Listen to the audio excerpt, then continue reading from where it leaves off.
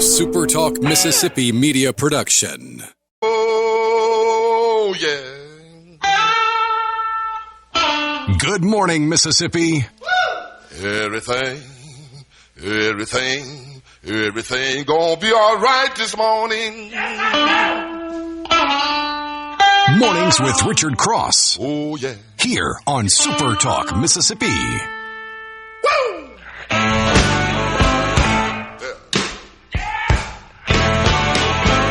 Now, when I was a young boy, at the age of 5, my mother said I was gonna be the greatest man alive. But now I'm a man, way past 21.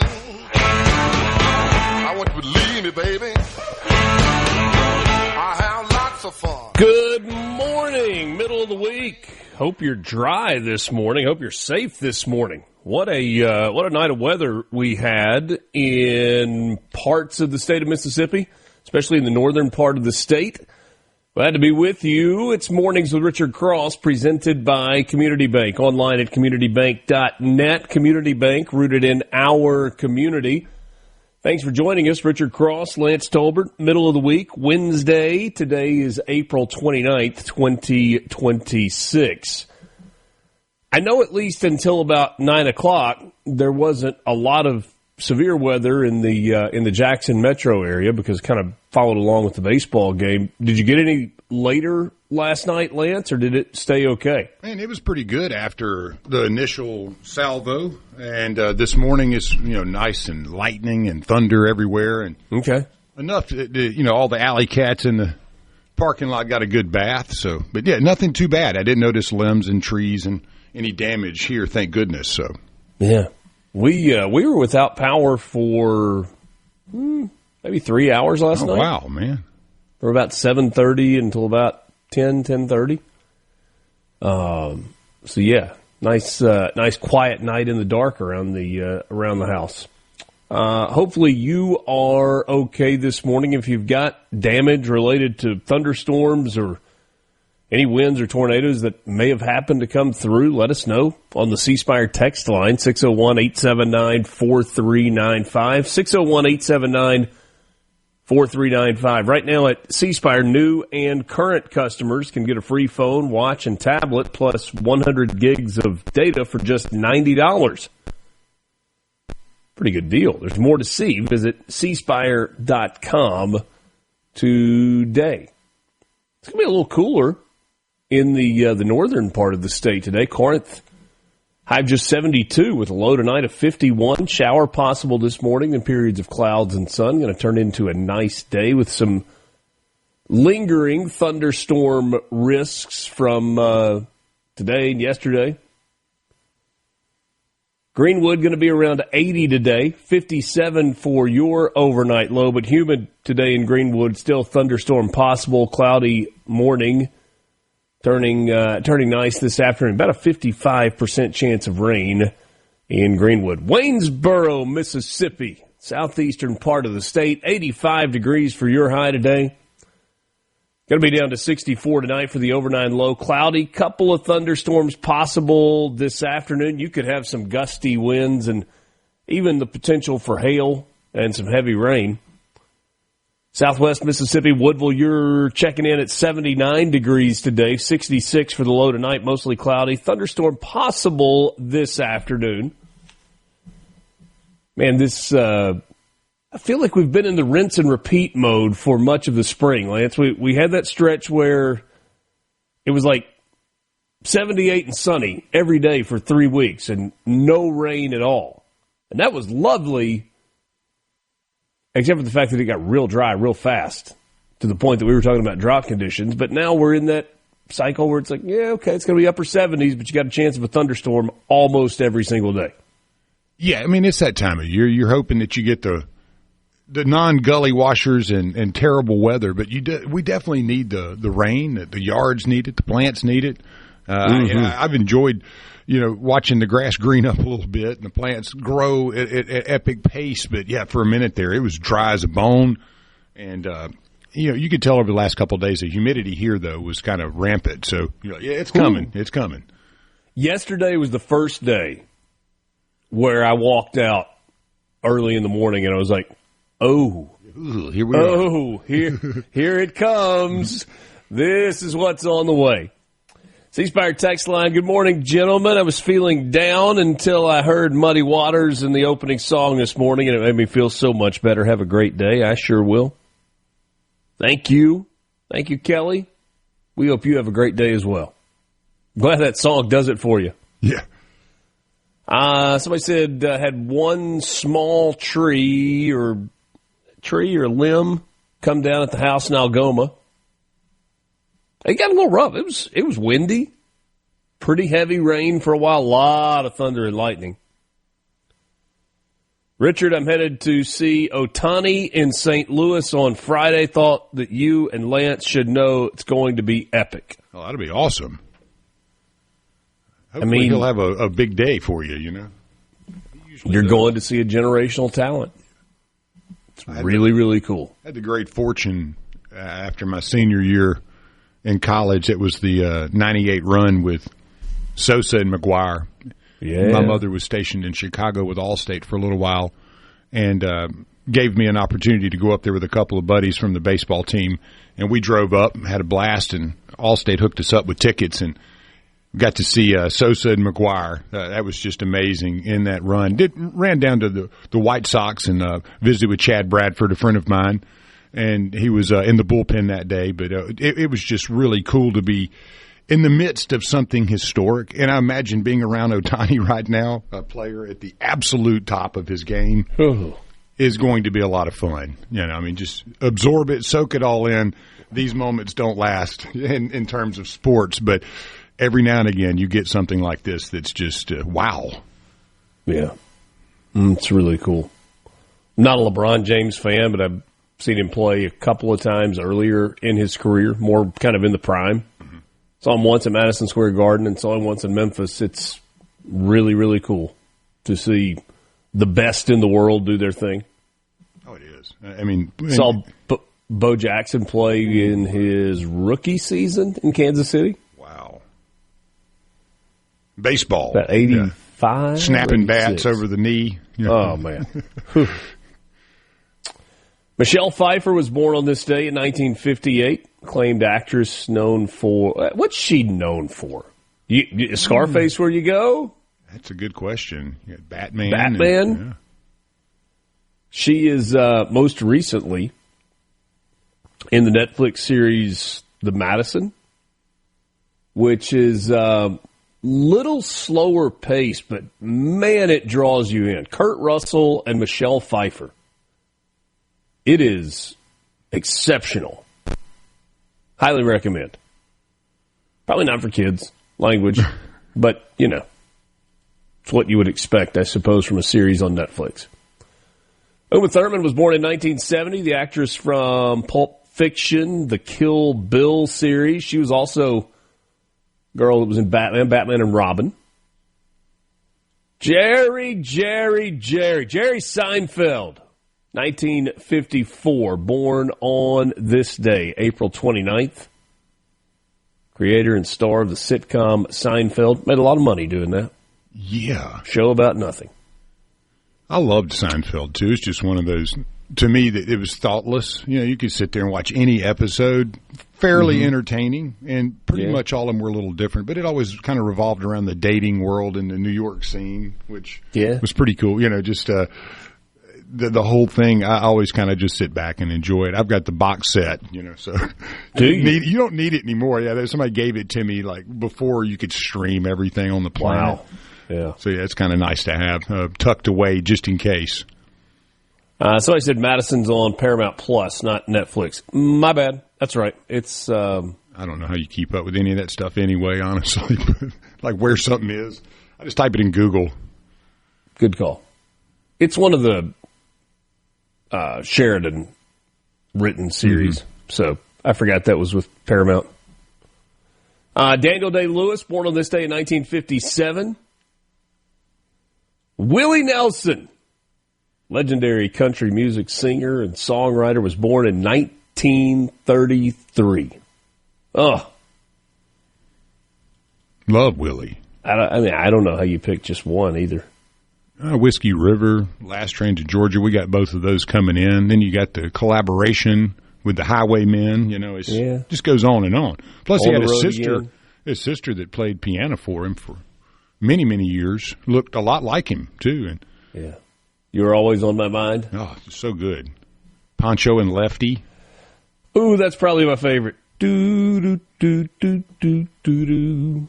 Duke Ellington, born in 1899, the iconic jazz composer and pianist, leader of the band, Duke Ellington. Andre Agassi having a birthday today. He was born in 1970. The King, Dale Earnhardt, was born on this day in 1951. Newspaper magnate William Randolph Hearst, born today in 1863. As was Hirohito, the Japanese emperor, and Alexander II, the Tsar of Russia, born in 1818. Back with you right after this. Take us to the break, Willie.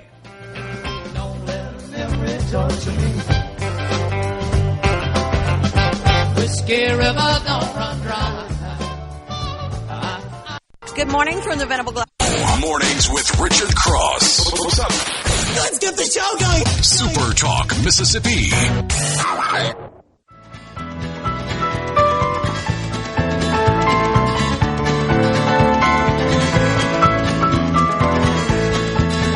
Oh, my sweet Carolina, I don't guess I'll ever find another woman put together like you are. I love your wiggle and your walking and your big city talking and your brand new shiny Plymouth ragtop car.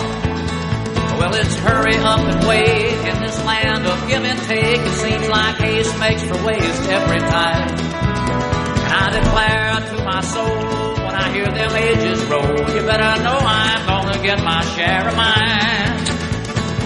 Good to be with you. Thank you for joining us this morning. So Willie Nelson is 93 today. Well, for his 90th birthday celebration 3 years ago, they did a deal with the Hollywood Bowl out in Los Angeles. That's a place I'd like to go see a concert. Oh, yeah. Great history there. Yeah. Like everybody's played in that one. Mm-hmm. Really cool spot. I'd go see him in a field. It wouldn't matter to me. But, yeah, the better the venue, that would be cool. Wouldn't stop me. But would you ever smoke weed with Willie again? Oh, yeah, man, anytime. Kidding me? That's not the advice they give you. That's what they say, but, yeah, I'm going to test my abilities. And Willie, you got to live it up. Yep. Mornings presented by Community Bank, online at communitybank.net, rooted in our community. Some things that have happened on this day in history. There's some stuff. Yeah. Joan of Arc arrived at the Siege of Orleans during the 100 Years' War, helping turn the tide for French forces. That was in 1429. That didn't work out too well for her in the long run. The first edition of Peter Roget's Thesaurus is published. You think he just sat around and was like, let's think of some other words to use for this word, and then we'll publish one. Hey, I will tell you one thing. If you listened to the King yesterday, you know that he has an immense mastery of the English language. There were words he was using that were, I don't even think we're in the thesaurus, man. I mean, what a great speech and a great command of himself, whether you like the King. You know my thoughts on the monarchy, but it just made me think of that, thinking of the thesaurus and the mastery of the language that many English have, but the King, Lordy, man, that guy was on point. Charles was sharp last night. Yes, sir. He was. In 1862, Union forces under David Farragut captured New Orleans during the Civil War. In the World War II era of the 20th century, you had Adolf Hitler marrying Eva Braun. I'm sure it was a lovely ceremony in his Berlin bunker. The bunker marriage. And then they ate cyanide capsules the next day. Yeah, that's the honeymoon. Yeah. Hey, sweetheart, let's be together forever. Let's go on a cruise. How long will that be? Yeah. 30 hours. Hang on tight. Goodness. Yeah. The voyage across the river Styx. We're going together, babe. German forces in Italy surrender to the Allies on this day in 1945. U.S. troops liberate the Dachau concentration camp near Munich. Well, one thing that was cool about the 1945, without Operation Mincemeat, it was 1943, you never really get a foothold into Italy. And what a really interesting kind of, misdirection that was used there to get the foothold. So very cool. On Mincemeat actually happened on this day in 1943. So 2 years later, you have the liberation of. How about that? Mm-hmm. You just remembered that? I try to do a little show prep, just in case. Well, I understand. No, but I know a little bit. No, I just didn't know. Yeah. Like, I know you're a war buff and a history buff. I just didn't know if you remembered that those two events lined up on the same day. Not quite. I knew they were about 2 years apart, but I had no idea they actually fell on the same day. Yeah. That's fair. I was all set to give you I'm not gonna major credit. I'm not taking undue credit, brother. Rain Man over there. I'm horrible with dates at times. That's the thing. I can remember some, and then others, it's like they escape me. 1968, the groundbreaking musical Hair opened on Broadway. I don't know much about Hair, but I did Google to see if that was a misprint, and they were actually talking about hairspray. They were not. It's Hair. Good to know. 1975, the fall of Saigon, that iconic photo taken of a helicopter evacuating people from a U.S. embassy rooftop as North Vietnamese forces approach. It's ugly times there, man. Rough times. The wake of World War II. The French wanting all their goodies back, and they couldn't hold them, so we helped them out. It did not turn out. 1992, you had the riots beginning to erupt in Los Angeles after the acquittal of 4 police officers in the Rodney King case. It resulted in dozens of deaths, widespread damage in the city of Angels. And it was today in 1997, 30 years ago. How was 1997 30 years ago? 07, 17, 27... 29 years ago. Who? Doesn't feel like it, but... The Chemical Weapons Convention went into force banning chemical weapons globally. No more Agent Orange or things of that nature. All right, let's get to some news headlines with you this morning. Appreciate you being with us. The city of Jackson... City of Jackson is asking a federal judge to block a state-created authority that would eventually take over its water system once federal oversight is no longer in charge. Didn't we just go through this with the legislature? Okay. Yeah. Jackson didn't like the law. So Mayor John Horn's office announced on Monday that it had filed a motion asking the federal district court to enjoin implementation of the Jackson Metro Water Authority. The Water Authority, created through a legislative bill that was signed into law by Governor Reeves earlier this month, would assume oversight of the capital city's water system as early as 2027, once the federal court approves and the completion of the transition out of receivership happens. Lawmakers approved a governance structure for the authority that Jackson didn't like. It gives the city of Jackson, the mayor of Jackson, 3 appointees on the board. The governor gets 2. The lieutenant governor gets 1. The mayors of Byron and Ridgeland get 1. And a 9th member is selected by the Jackson mayor and the governor together. Jackson didn't like it when Ridgeland and Byron got involved and got a little bit of a seat at the table, because they said, well, they don't share in the assets and they don't share in the debts related to it, and so they shouldn't have a say-so in how it is run. Horn has consistently argued that the authority in the final version of the bill fails to align control with responsibility, and so he has gone to a federal court. Took that argument a step farther with the court filing, contending law attempts to take authority away from the federal court and that only the court can determine the next steps for Jackson's water crisis.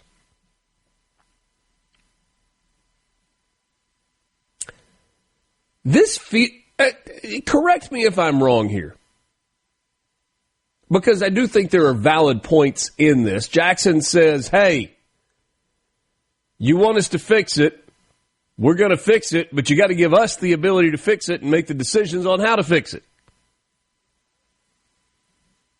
Legislature, in putting this board together, said, you've had a lot of chances to fix it, and that didn't work. So we're going to put some other people in there with you to make sure that there is oversight here.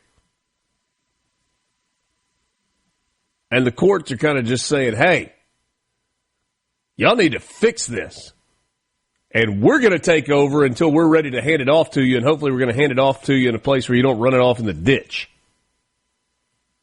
Does that feel like a reasonable summary? Yeah, I think that's a great summary. I think the lieutenant governor, they appointed their member yesterday. Yeah? Yeah, had their choice. Well, and Jackson has too. John Horn has. Well, he had just mentioned it on the way out the door. Yeah, he was like, we're going to have our appointment today. Oh, okay. Yeah. Very good. 2 additional arrests have been made in Starkville in a shooting that sparked controversy online. Dwaylen Brooks and Anthony Davis handcuffed on Monday, both charged with attempted murder in connection with the shooting that rang out in the Cotton District on Saturday night. Starkville Police Department says ongoing community involvement remains an important part of public safety. If you've got information, call us or Crime Stoppers. There might be a reward.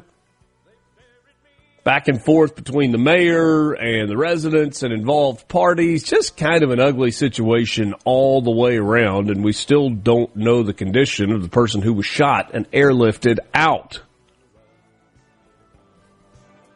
We will get to your morning sports update coming up next, plus some more news headlines. Mornings with Richard Cross, SuperTalk, Mississippi. Across the universe divide, and when I reach the other side. From theseabrook.com. Grab another cup of coffee and start your day right. Mornings with Richard Cross here on SuperTalk, Mississippi. Pancho was a bandit boy. His horse was fast as all his steed. He wore his gun outside his pants for all the honest world to feel. Pancho met his match, you know, on the deserts down in Mexico. Nobody heard his dying word.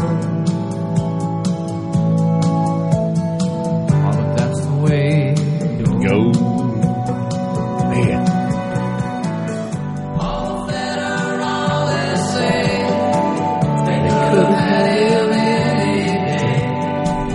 You want me to talk during that? No, man, the movie that goes with the song is amazing. The video. Out of kindness, I suppose. A dozen Mississippi airports will be able to renovate facilities courtesy of more than $10 million in federal grants. Senator Roger Wicker made the announcement yesterday, $10,177,785 to be exact, from the FAA's Infrastructure Grant Program. Will support improvements such as runway construction, lighting, signage, terminal upgrades, to ensure the continued efficiency and safety of the national airspace system. The biggest grantee in Mississippi is the Jackson Airport, $5.5 million to install new lights on the cargo, passenger terminal, and fueling apron to bring the airport into conformity with current standards. Nearly $1.5 million to Tupelo Regional Airport. Roscoe Turner in Corinth. That's the name of the airport, not a person. I probably was a person who was on. We're talking about airports right now. A new 8,000 square foot sponsor-owned hangar for aircraft storage and maintenance. $500,000 for that. Seegers Field in Iuka getting $500,000 for run-hab rehabilitation. C.A. Moore in Lexington, $428,000 and change for paving part of the runway. Money also for Tishomingo County, Yazoo County, Panola County, and Stennis International.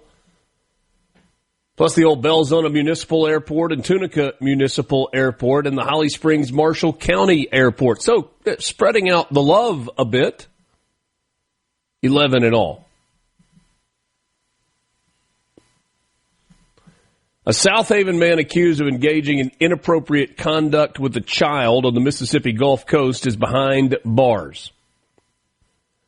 Jackson County Sheriff John Ledbetter said that Justin Giles, a 38-year-old man, is in custody. He was arrested on April 21st, so a week ago yesterday, in DeSoto County on a child grooming charge. Per the arrest, it all stems from a report that was made on March 8th while investigating the case. Prosecutors said it was discovered that Giles had built a relationship with a Van Cleve child online. A nefarious relationship, thus the grooming charge. Giles was transported to the Jackson County Adult Detention Center on April 24th. He made his initial court appearance on Monday. Bail was set at $250,000, and then the judge thankfully revoked the bail because he had a grand larceny charge on his record as well. Just sit your hiney in jail. Grooming is defined as when an adult coerces children into engaging in sexually explicit behavior. It's now a felony in Memphis, courtesy of a bill passed by the legislature. Thank you. Signed by the governor. Thank you, sir. Under the law, perpetrators found guilty of grooming could face between 2 and 10 years in prison. Newsflash, they ain't ready for that.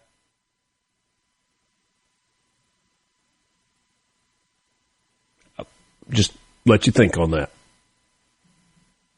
Possible fine up to $10,000. My only question is, how was he transported? Like they put him in a van and roll him down, or they do the deal where like you shackle an ankle, put a chain to it, and attach it to the trailer hitch and just drag his sorry tail from DeSoto County to Jackson County. You got to use a gravel road for that. Yep. Yeah, definitely. Just occasionally checking the rear view mirror, see if he's still bouncing back there.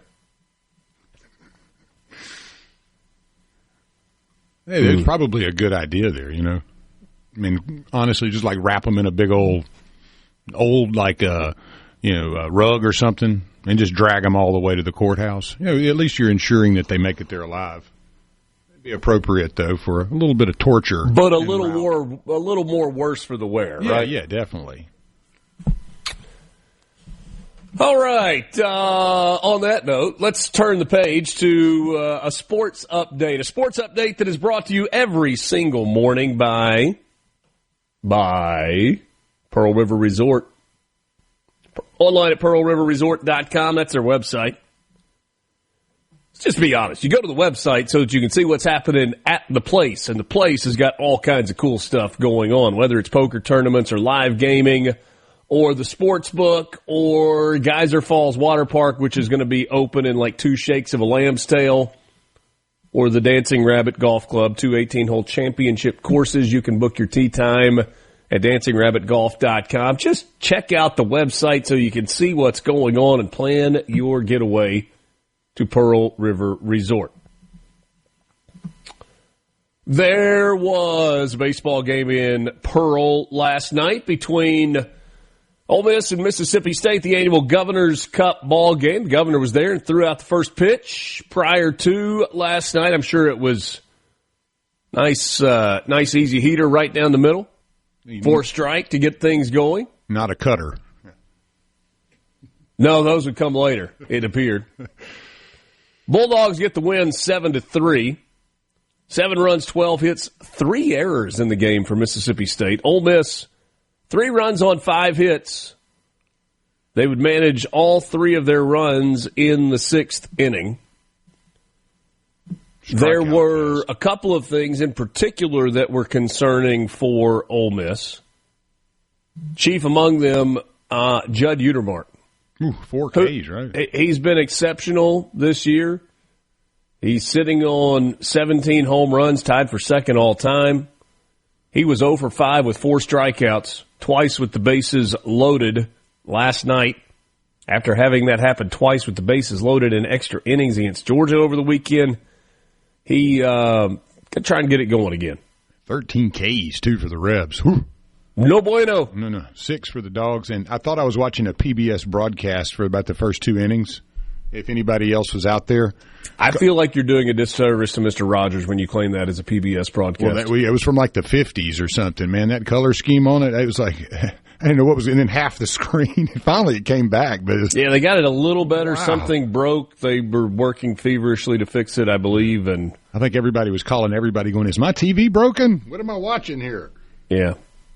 No, and the Rebels played about like that picture, for the first 6 innings. So. Yeah. Bulldogs get the win, though, which means they are 4-0 against Ole Miss this year. Swept the series in Oxford, and then got it last night as well. Southern Miss, for the second consecutive week, playing Tulane in the midweek. You may remember that a week ago, Southern Miss got a walk-off victory against the Green Wave in Hattiesburg. Well, a little bit of a return the favor, kind of, for Tulane. They get a run in the 7th, they get a run in the 8th, and they come from behind to beat Southern Miss 7-6 on Tuesday night in New Orleans.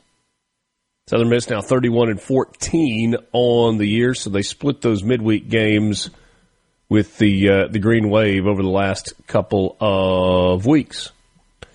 Bouncing around the SEC from last night, it wasn't one of those Tuesdays where you had a bunch of upsets. You had a little bit, a few, but not a ton. Georgia 11-1 over Troy. Vandy beat Middle Tennessee 9-1. Tennessee 13-0 over West Georgia. The Citadel knocks off South Carolina 4-0. Texas A&M was in a close one with Tarleton State. Aggies won at 9-7. That's like Tarleton State sounds like a pack of smokes. Yeah, it does. Oh. Unfiltered. Yeah, without the filter, buddy. Unfiltered. Man, what a game in Austin last night. You just never know what you're going to get when Sam Houston and Texas get together. 15-14, Texas with 3 in the bottom of the 9th after the Bobcats of Sam Houston scored 2 in the top of the 9th. Longhorns, hook 'em, Texas fight, all that good stuff. Hey, Coastal won that game at North Carolina, 12-2. Beat the brakes off of the Tar Heels. Sure did.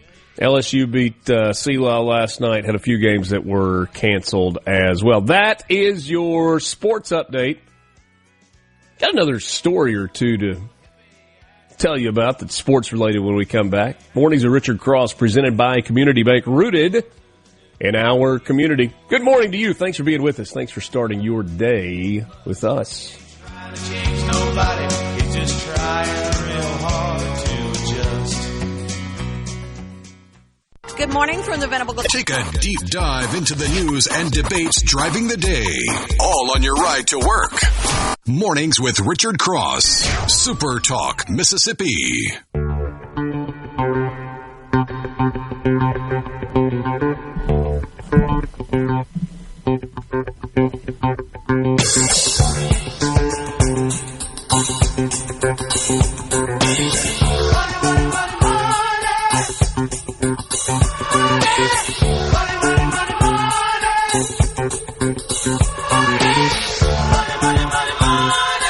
Mornings with Richard Cross with you on SuperTalk Mississippi. Glad to have you along for the ride this morning, and always appreciate the interaction.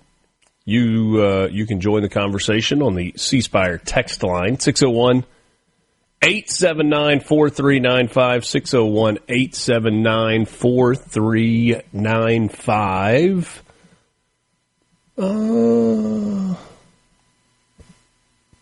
Ron from Ocean Springs, Roscoe Turner, 3-time Thompson Trophy air racer, flew with a pet lion, Gilmore, but not when racing. That's for, we're talking about the name of the airport. Okay. I was like, what in the... I didn't know where we were going here. Yes. That's pretty brave, though. It's kind of like Ballad of Ricky Bobby, Talladega Nights, driving around with Karen, the cougar. Yeah. That's kind of similar. You got the lion in there with you. Angel Flying Close to the Ground, one of the best all-time Willie songs. Yeah, I had a great That comes from Hardhead in Waynesboro. And Thomas and Greenwood recommending the full album Teatro, which I've been kind of listening to, and since he told that's a Willie Nelson album. Thomas says that is top-shelf drinking music. Yes, I will agree. Yeah. You crack open the good stuff for that. Okay. You can join the conversation there. Love to hear from you. Absolutely would love to hear from you. And we have a birthday today, too. 6 years ago, a son was born. Proud dad of a boy as good as gold. Thanks for sharing that with us. Love. Who is this? One of our listeners from the 601 did not give us a name, but wanted to wish his son, who's 6 years old today, a happy birthday. Well, now, wait just a second. Need a name on that, though. You ask us to say happy birthday. No, he didn't ask. I just did it. You don't tell us your son's name. Right. You don't tell us your name. How do we give you credit for the thoughtfulness of reaching out and asking us to pass along or giving us a heads up so that we might pass along a birthday message? Yeah, send that name in if you don't mind, 601. We're not going to out you. No. We just want to recognize you. Mississippi Lottery update. MSLottery.com. That is the website, MSLottery.com. Powerball tonight, $143 million, $65 million in the estimated cash value kitty. Next Mega Millions coming up on Friday at $178 million. It's worth almost $80 million to you in your pocket if you take that cash payout. Tonight's Lotto America jackpot is the third largest ever, $23.5 million with an estimated cash value of almost $11 million. Lotto America tickets are only $1. Check them out. Don't forget, you can check out or check winning numbers or see if your ticket is a winner by downloading the Mississippi Lottery official app. The Three Stooges bonus promotion is concluded with big winners of $20,000 from Tupelo, $10,000 from Byram, $5,000 from a winner in Flowood, and $2,500 from a winner in Aberdeen. Not bad for a losing lotto ticket. Get yours online, well, you can't buy the tickets online. That would be convenient. Probably not a good idea, though. Get them at your local retailers, wherever you buy from the lottery. MSLottery.com, MSLottery.com, MSLottery.com. You have to think, how did the Three Stooges meet each other? It seems like an unlikely group of three guys to be buddies. You wise guy. Were they in jail together or something and then busted out, They had to be related, didn't they? In order to put up with all those hijinks with each other, you had to be some brotherly love or something. Yeah. So the NCAA has initiated the final steps to expand the men's and women's basketball tournaments to 76 teams. The expansion has been discussed for well over a year. It's on track to be formalized in the upcoming weeks and would begin this coming season. Still steps to take in forms of approvals. A lot of there have to be a lot of cooks in the kitchen. There is no, this is what we're going to do, now make it happen at the NCAA. Might run more smoothly if there were. But, man, they got committees and subcommittees and sub-subcommittees and meetings about meetings about meetings about meetings. And so if they actually get something done, it probably should be lauded. They met with media partners last week and trying to iron all of that out. Supposedly it's not a big money grab, though it will be profitable, but rather about access for big conferences to get more teams. Because what the NCAA tournament really needs is more 6-win SEC and Big Ten teams in the big dance.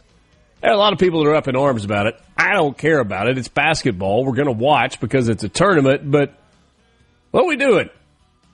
Sounds like we're playing more basketball. That's your sports update brought to you by Pearl River Resort. 7 o'clock hour on the way. Let's talk snap error rates. A little bit different perspective when we come back. The views and opinions expressed by the hosts, guests, and callers on this show are not the opinions of TeleSouth Communications, its management, or advertisers. From Duck Hill to Alligator, Mississippians start their day the right way. Mornings with Richard Cross on SuperTalk, Mississippi.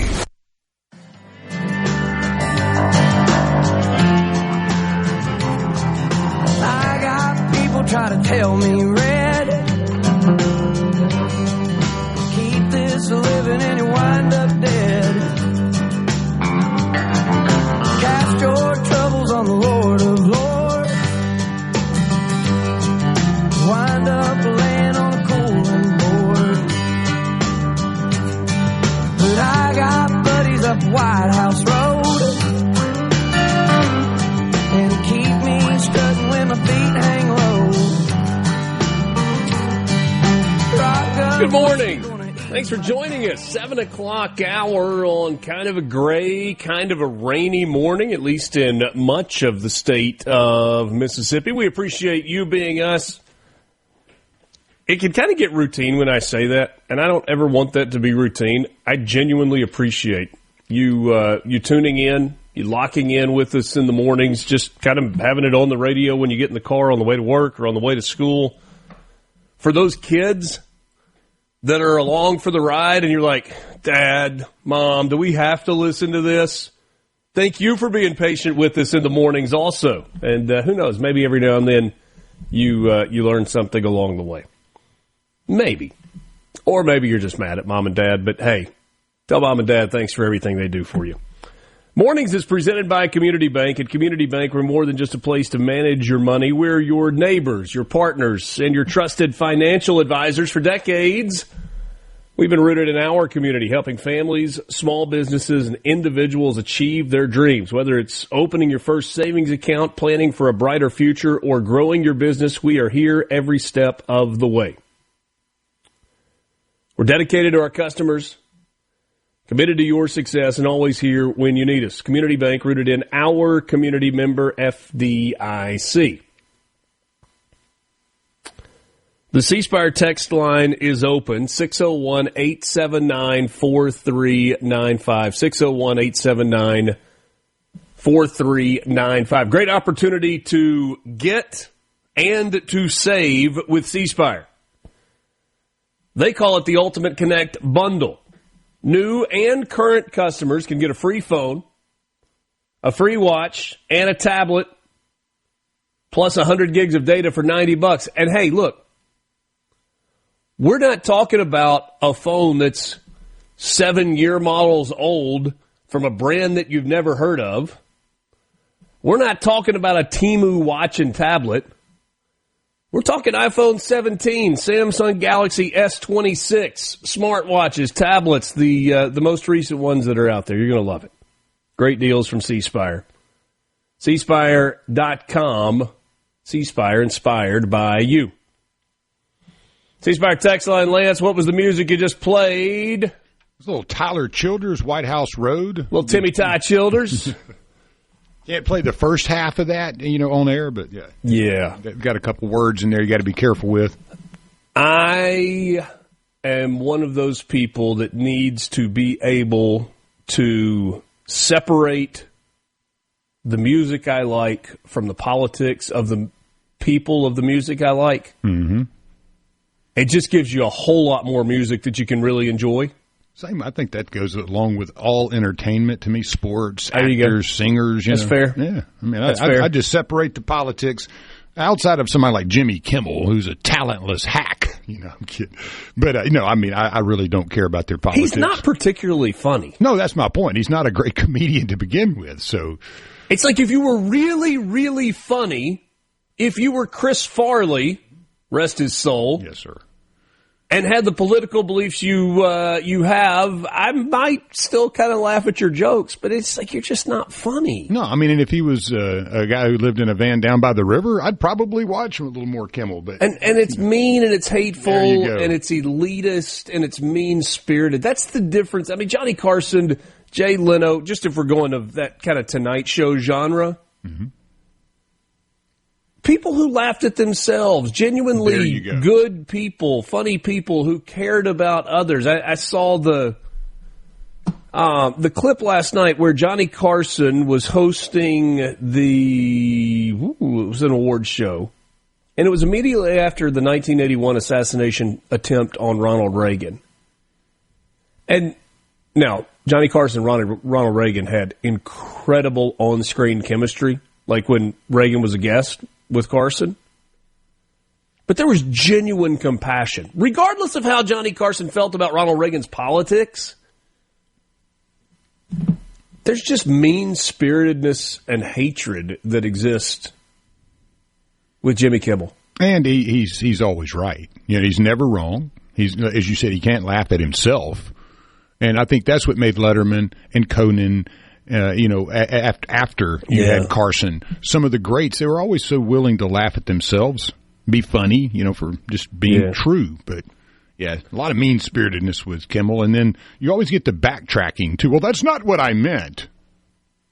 Okay, got you, buddy. You know who doesn't have to backtrack? People that are genuine and just say what they mean from the outset.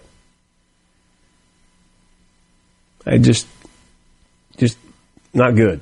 The thing is, you could make fun of politicians, but, the way that he goes about it, especially, as you said, the mean-spiritedness. But, you could have made fun of the age difference and all that stuff. You could have. But even if it's a joke, and the punchline is beautiful Melania sitting there with the glow of an expectant widow. Yeah. What about that is funny if you're not joking about Donald Trump being dead and a woman losing her husband? Well, as they say, there is truth in behind any bit of comedy or any humor. So it just gives you an idea of what he and those who like him really do think. Yeah. I think that's more representative of what that comedy is. It's a way of saying something that you really feel, and then your little small click can pat you on the back in your echo chamber. Oh, and it all makes sense. To the original question about the music, Tyler Childers, big fan. If you've not listened to his music, White House Road, Universal Sound, Feathered Indians, which he doesn't play in concerts anymore. Universal Sound, I think, is my favorite. Mm-hmm. House on Fire, really, really good. Can I Take My Hounds to Heaven? Hallelujah Jubilee. That one's a lot of fun. Yeah, and I'm a big Sturgill fan, too, so you put those two together and you've got a playlist, brother. Pretty good. Yeah, pretty good. Yeah, some Chris Stapleton, some Combs. Ooh. Yeah. A road trip right there. That is really good. I was actually looking at Stapleton shows yesterday. Jane really wants to go see Chris Stapleton. You got to take her to that. Yeah, she's trying to find the right place and the right time on our calendar too to make it work. I'm sure that's very easy to do. He's playing Fenway later this summer. Oh wow, man. Which would be really, really cool. So that would be awesome, actually, yeah. All right, let's a bunch of Southies in there doing Stapleton. Do what? A bunch of Southies in there doing Stapleton. Yeah. Yeah. Hey, man, what up, man? It's like we could have watched him at Steve Azar's Mighty Mighty Music Festival in Greenville years ago. Yeah. That's one of the cool stories. Right. Azar had booked him to headline that event. And right after that, he won either a Grammy or a CMA for Newcomer of the Year. Mm-hmm. And just exploded. But he was still there. Well, still showed up. You got Nashville and Panama City, Jacksonville and Tampa all between May and June. So, well, Nashville that just doesn't work on the. Yeah. I mean, that's the easy one. Mm-hmm. There's an Atlanta late in the summer, but I don't want to be indoors. Yeah, well, Portland, Oregon, you go to that one. It's at Providence Park, so you may be out there with all the homeless folks. Well, it'll be a lot of fun. We might just go to Fenway. Yeah, I think Fenway sounds a little better. And then Tyler Childers playing Birmingham soon at the new amphitheater, kind of right there next to UAB's new football stadium. I've seen a couple concerts out at Sloss Furnace years ago, and that was a really cool place. Yeah, back when they converted it over from the furnace into a event venue. Yeah, Birmingham's a cool spot, though. And a lot of good stuff. Where I really want to see him is in Whitefish this summer and Under the Big Sky Music Fest. We just can't do it. Just too much going on, not going to work. But one of these days. Where you talking about? Whitefish, Montana. They have a music festival there called Under the Big Sky that is. Check out the lineup for that. Yeah, man. Like take a bike up there. Just rent a Harley and go. Yeah. All right. I said we were going to do it there. Let's do it here coming up. SNAP benefits. We got a really good message that came from Lisa in Brandon. We will use that as a jumping off point. I have said to you, as we have talked about this SNAP benefits issue and the fine that Mississippi is apparently going to be on the hook to pay, if there is more information, help me with it. I've gotten a little more information, and there's some stuff that I want to share with you so that you understand what's going on and don't think that people are just asleep at the wheel in Mississippi and nobody cares about having to pay a $100 million fine. We're back with you after this. Mornings with Richard Cross, SuperTalk, Mississippi. Good morning from the Venable Glass. Good morning, Mississippi. You're starting your day off right. Welcome to Mornings with Richard Cross here on SuperTalk, Mississippi. Well, my name's John Lee Pettimore. Same as my daddy and his daddy before. You hardly ever saw Granddaddy down here. They only come to town about twice a year. You buy 100 pounds of yeast and some copper line. Everybody knew that it made moonshine. Thanks for being with us. Wednesday morning, middle of the week, April 29th, 2026. Glad to have you along for the ride. I'm going to be as concise as I can, but I feel like we have to kind of set up the backdrop before we jump into what's next, because I know not all of you are listening every day, and frankly, there's not much out there that you can read about this. There's not much in the way of news reporting or summaries. So, there was a provision in the One Big Beautiful Bill based on the idea that the error rate among welfare recipients across the entire United States is too high. About $100 billion in federal money went specifically to the SNAP program, or food stamps, across the entire state. The national average for error rates, and when we talk about error rates, we're 99% of the time talking about overpayments or people receiving SNAP benefits that were not eligible to for SNAP benefits. The national error rate was about 10.5%. And so roughly, if you believe those numbers to be true, and those are federal government numbers, roughly $10.5 billion of the $100 billion going to the SNAP program for food stamps across the entire country was just fraud. And that's a problem. And so as part of the one big beautiful bill, the Trump administration set out to try and rectify that problem. And their solution was states need to make sure that their error rates are better. There is a national goal of having 3% error rates by 2030. It may be a pretty lofty goal. So, in terms of rates, errors, what are we talking about? An error with regard to SNAP reporting can be anything. It can be information that you got from the recipient that was not proper, that was inaccurate. The number of people within a household, if you happen to mark 4 instead of 5, it's inaccurate. That's an error. So, when we look at the number of, I guess the last piece of this, the Trump administration, as part of the One Big Beautiful Bill, has a penalty structure in place for error rates. The baseline is 6%. If you are under 6% in terms of your SNAP benefits error rate, you have no fine, no penalty.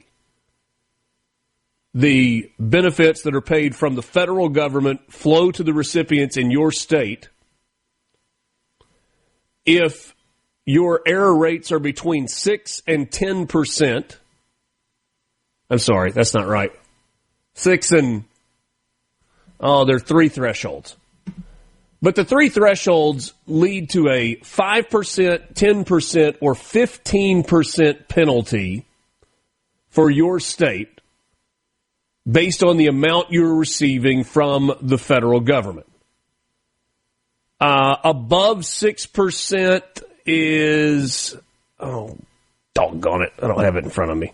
SNAP payment error rates representing overpayments and underpayments are considered high if they exceed 6%. 6% is the benchmark. Penalty structure is 6 to 8. Okay, 6 to 8. That's just what I would. 10. Yeah. 6 to 8, 8 to 10, and then north of 10. And then you up to 15. If you have a penalty rate that's between 6.01% and 8%, you pay 5% of the total amount that you give out is now due to the federal government. It's a 5% penalty. 10% if it's between 8% and 10%. Yep.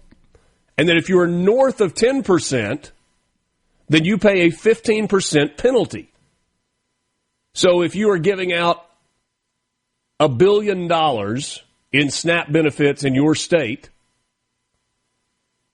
and you have an error rate that is above 10%, then you would pay a $150 million penalty to the government. All right. So that's the background for where we are. As it stands right now, based on the most recent numbers that we have, Mississippi would be in trouble. Mississippi would not be the only state that is in trouble. In fact, based on the most recent fiscal year numbers, only 8 states in the country would be under the penalty threshold entirely. And those states are like upper Midwest, like North Dakota, South Dakota, Idaho, Wisconsin's in there.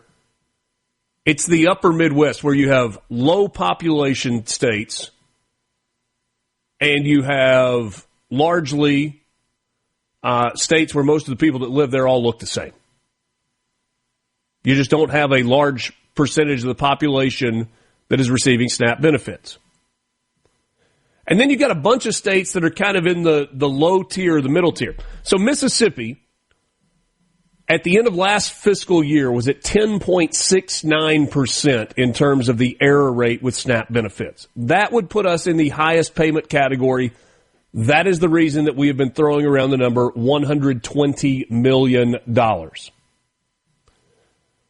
I have talked with people connected to DHS and people within the governor's office that tell me that our error rate today is lower than it was. and we no longer would be in that highest threshold of payment. But the idea of getting below 6% before September 30th, which is the end of the reporting period for this fiscal year, it's unattainable. Just not going to get there. And so there are a couple of things that we've been talking about, right? The issue that the legislature wanted had to do with the way that we report. There are 50 states, newsflash, 49 of them use what is called simple reporting. We and Mississippi use what is called change reporting. We do it monthly. Most of the other states do it twice annually, so biannually, every 6 months. The reason, ultimately, that we make these determinations on a monthly basis, a rolling monthly basis, is because of political beliefs of leadership in Mississippi. The governor, in particular, going back to when he was involved with the creation of the HOPE Act, so that would have been back in, 2017, fundamentally believed that we needed as few Mississippians on welfare as possible. And it's not so much, at least I'm not putting words in his mouth, but as I understand it, it's not so much about, we don't want them to have benefits. And I'm using them loosely, okay?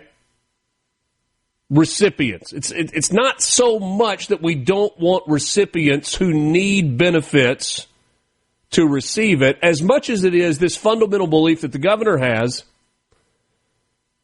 that people who have good jobs are contributors to society and help raise the economic tide of the entire state of Mississippi. And so his focus on economic development has been about bringing companies in, providing good, high-paying jobs, livable wage jobs to Mississippians. As it stands today, only about half of the Mississippians that are eligible for SNAP benefits receive SNAP benefits. And there may be a lot of different reasons for that. One of them is pride. You've got a lot of people that are eligible for and could use government assistance, and they're too proud to take it. Some of it's laziness. They don't want to fill out the forms. Some of it's lack of education. They don't know how to fill out the forms. So there are a lot of reasons that people are not on it. These error rates exist. What is the state doing to correct these? Because the bill in the legislature that Daniel Sparks was presenting would have moved us from change reporting to simple reporting. And we were all led to believe that that would be this silver bullet, this magic bullet that would change everything. Is that true? I don't know. I hate to do this. We have to press pause on this conversation. We've got a guest that's going to join us, David McRae, coming up next. We will take a timeout. I promise you, we will pick this back up to start the 8 o'clock hour, if not sooner. Mornings with Richard Cross, SuperTalk, Mississippi. From the Seabrook.com segment of Mornings with Richard Cross is brought to you by Covington County Hospital in Collins, where your health matters. Want to know what's being said in the halls of the Capitol? You're in the right place. Mornings with Richard Cross continues on SuperTalk, Mississippi. I'm a member of the country club. Country music is what I love. I drive an old Ford pickup truck. Good to be with you. It's Mornings with Richard Cross, SuperTalk, Mississippi, presented by Community Bank. I need to just put a bow on what we were talking about before the break and not completely leave you hanging on that. We're about to visit with David McRae, treasurer here in the state of Mississippi. So we're talking about the SNAP benefit error rate and what is going on. And we get a lot of questions of like, hey, if there's an error rate, why is it just fix it? Well, that is what they are working on, but it's not as simple as just fix it because of the number of moving parts. There are a couple of things that are in play here. One, from a staffing standpoint, DHS probably doesn't have enough caseworkers who are evaluating the SNAP and welfare cases. And beyond not just having enough, they don't have enough experience with it. It's not a super high-paying job when you're talking about these caseworkers, and so there's a lot of turnover in that position, and you've had a lot of experience that has left that building. It is my understanding that the director of DHS, Bob Anderson, has been tasked with, hey, you've got to find a solution to this problem, but is working in conjunction with the governor's office to do so. There are some software tools, some AI tools, some training procedures, some question prompts that are all being put in place that have been run through a pilot program that should help Mississippi with its SNAP rates. I am told that 10.69 error rate is now down in the 9s. And so what would have been a 15% penalty is now down into the threshold of 10%. So there's some savings there, but nobody's just sitting on their hands and waiting for the problem to just go away or fix itself. We do need to talk more about this because there's some crazy stuff that's happening nationally, the Alaska carve-out, what some states are doing to try and get around this, but I don't want to leave my guest waiting. State Treasurer David McRae joins me this morning. David, always good to see you. Appreciate you coming in. Always good to see you, Richard. Always good to be with you in the morning. And before we start, my wife just texted me and said that my son and her are going to she's taking my son Henry to school this morning. I wanted to say, good luck and have a great day at school, Henry. Henry! No detention, no tardies, no getting in trouble at school, Henry. Let's pay attention. At least some of the time. Now, maybe not 100%. No. Appreciate you doing that. Henry, have a great day. Good to hear from you guys. What's up, my man? A lot going on. We got a ton of going on. We, there's a lot going on. Legislature's over. Back to what I always like to joke, my real job. I get to, do it for the next 9 months before the legislature comes back. But, we've had we had a great success at the Treasury, from the legislature to the Treasury. We are starting a brand new program, and it's called Work and Save. And I'm extremely proud of this program, of what we're going to do. This is kind of the first announcement of it. It's brand new. Governor signed it into law a couple weeks ago. So we're getting through everything and doing it. But what it is a small business. We at the Treasury will start a savings account for these small businesses. So most small businesses can't offer any type of savings for their employees. They don't have the time. They don't have the money from HR or comp, or, banks don't want to deal with them because it's just not what they do. So small businesses are the key to Mississippi. I think we all agree on that. And anybody listening, they are the key to Mississippi. My family was a small business at one time. Mm-hmm. And we want to allow small businesses to have a tool in the toolbox to recruit people to work for them, to stay for them, or just, help saving for, anybody there. 38%, this is really what got this going. 38% of Mississippians have zero savings whatsoever. No savings. So, and that includes retirement savings. So what this plan will do, and it's a totally optional plan, you can opt into it, an employee can opt into it or not, but when an employer hires somebody, it'll just be in the packet of information. Would you like to put a little money aside for a savings account? And the Treasury will run it. It'll be run exactly like our MAX program, which has been insanely successful. Our MAX program was awarded back in December as the 6th best college savings program in the country. So we know what we're doing.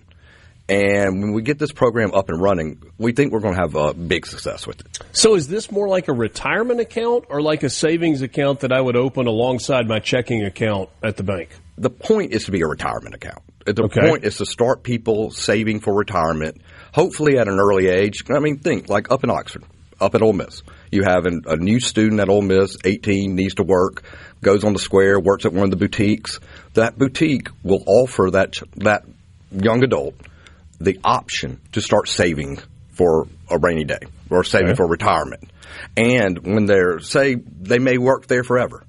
Or if they get a new job, it rolls over and goes with them to the new job. And so if you start saving at 18, putting just a little money away at 18, by the time you're 40, by the time you're in your 30s, that money becomes real money. I mean, it hits into the millions at that point.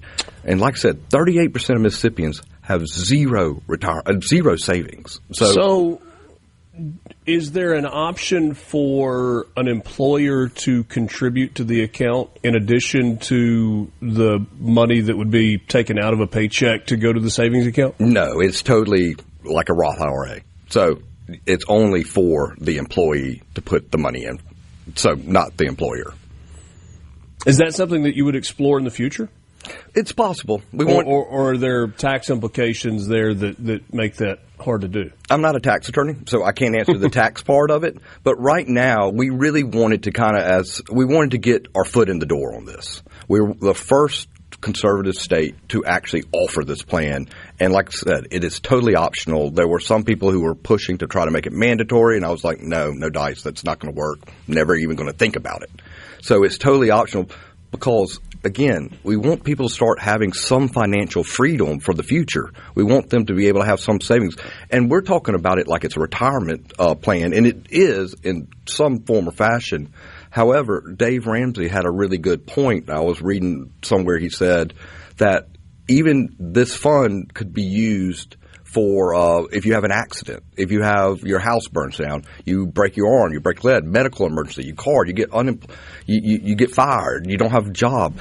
Then this kind of savings account will allow people to have a nest egg or a safety valve, essentially, to help them save for the future, to help them in their time of need. Why would I do this, David, instead of just going and opening a savings account or a money market account with wherever my home bank is? Well, most banks, like you could do it individually. You're right. You could go do it individually, but we found that most people don't do that. Most Mississippians, most people who are part of programs like this across the country do not actually go to the bank, don't take the time to go to a bank, sit down and do it.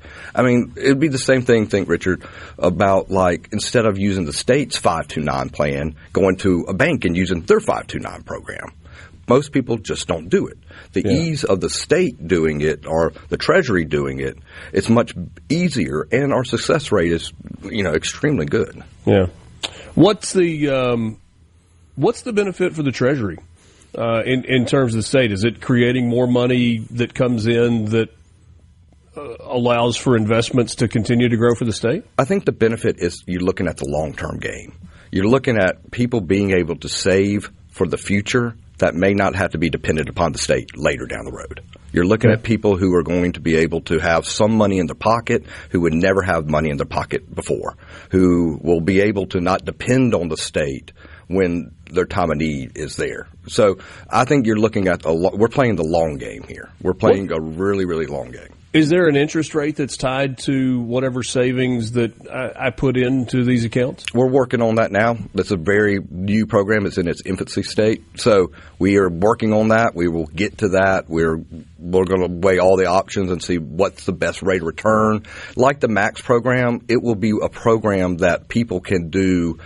You can be more conservative with how you invest your money. You can be less conservative how you invest your money. Yeah. So it's totally done like that, and we'll just go from there. So this is not a coffee can in the backyard. It is an investment vehicle, but it's going to be a safe and conservative investment vehicle.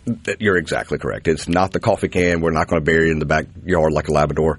And and all that. And no, it is totally an investment vehicle to help people when they need some money, some extra cash, or save for retirement. I mean, again, I keep saying this, but it just blows my mind. 38% of the people in Mississippi have no savings. I mean, so we want people to be able to have that financial freedom to kind of be able to rest a little easy knowing that they have something in the background.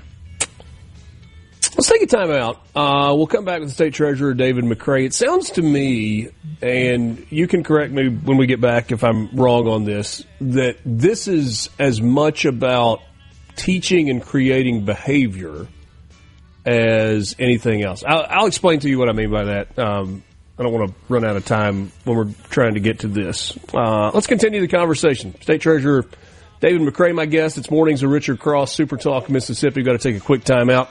Show's presented by Community Bank, online at communitybank.net. Community Bank, rooted in our community. We're back right after this. Hey, you don't know me, but you don't like me. Say you care, that's how I feel. But how many of you have sit and judge me? Ever walk the streets of Bakersfield? Good morning from the Venable. Get the inside track on Mississippi politics. Yeah! Mornings with Richard Cross on Super Talk, Mississippi.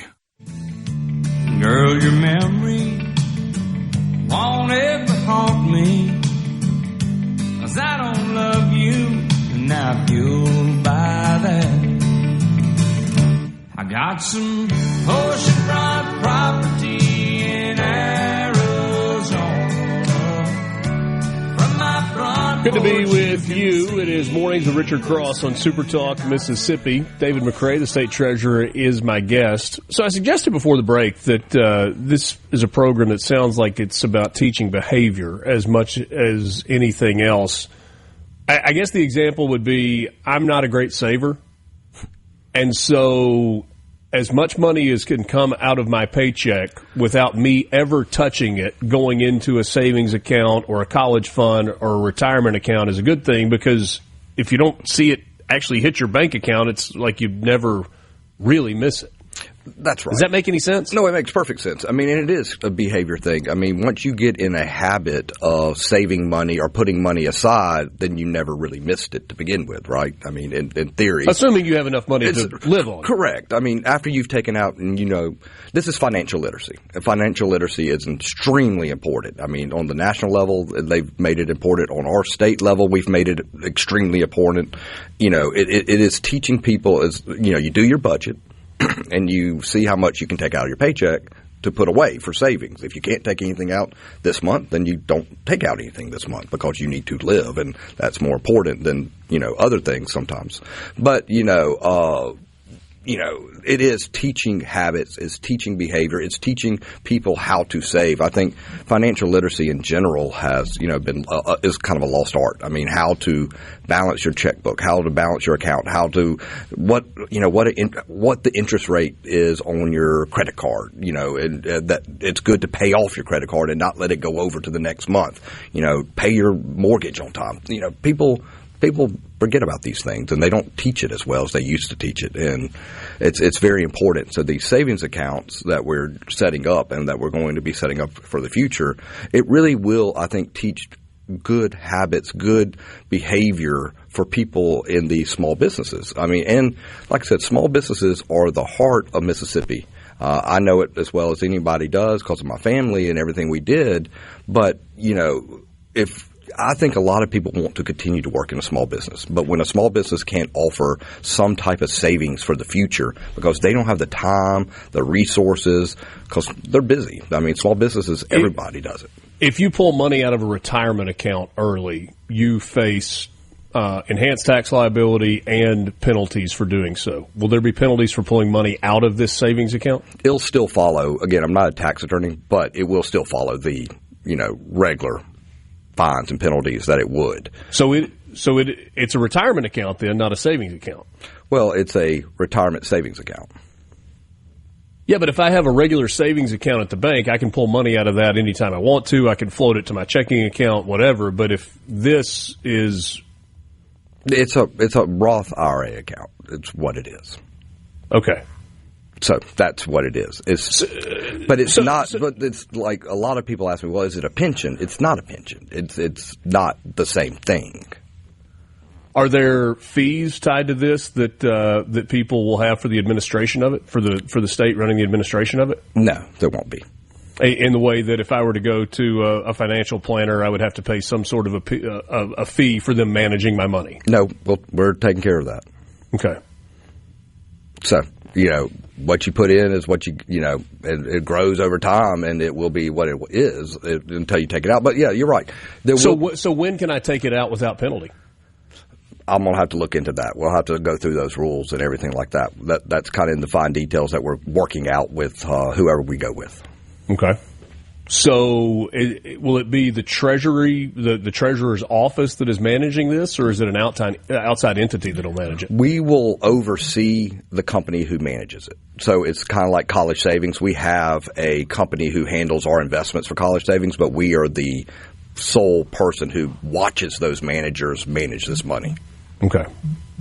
So ultimately, this is a Roth IRA program that you're giving people the option to opt into that work for small businesses. That is correct. Okay.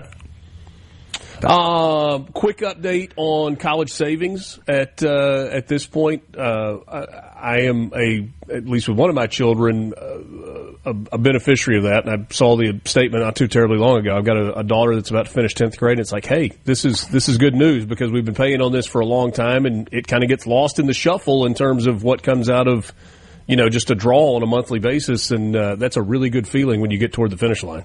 Yeah, college savings is doing great. We had a meeting a couple months ago. Everything is above 100% funded. The Impact Legacy Plan is over 100% funded. The Horizon Plan is well over 100% funded. The Max plans, we're seeing an increase in people subscribing to the Max plans. We go out with our unclaimed money team, and people are very interested in saving for college. Of course, for those who don't know, the prepaid one, the Impact Plan, closes for the summer in a couple weeks because we have to reevaluate the cost. Hopefully, we won't have to raise the cost of it. We'll just have to see what colleges and community colleges do with that. Sounds like there's more information and more detail that is coming on this Work and Save program, and we look forward certainly to hearing all of those details as we get closer to has this started or No, we're at the very beginning of this, but I just wanted to make the big announcement about it. All right. State Treasurer David McRae, thanks so much for your time. All right, appreciate it. Mornings with Richard Cross, presented by Community Bank, online at communitybank.net. We're back with you right after this. You're Mississippi in the know, one morning at a time. Mornings with Richard Cross on SuperTalk, Mississippi. One July in the midnight hour, he climbed up on the water tower, stood on the rail and painted a 10-foot heart. And John Deere green, on a hot summer night, he wrote Billy Bob Love Charlene. Good to be with you. Mornings with Richard Cross, SuperTalk Mississippi, streaming at supertalk.fm and SuperTalk TV. Thanks for joining us. If you want to be part of the conversation, you may do so on the C Spire text line, 601-879-4395. With C Spire, it's easier than ever to get all the devices you want in one move with the Ultimate Connect bundle. Right now, new and current customers can get a free phone, watch, and tablet, plus 100 gigs of data for just $90. That includes the new iPhone 17 and Samsung Galaxy S26 for free, and a free smartwatch and tablet to go with it. So don't wait. There's more to see.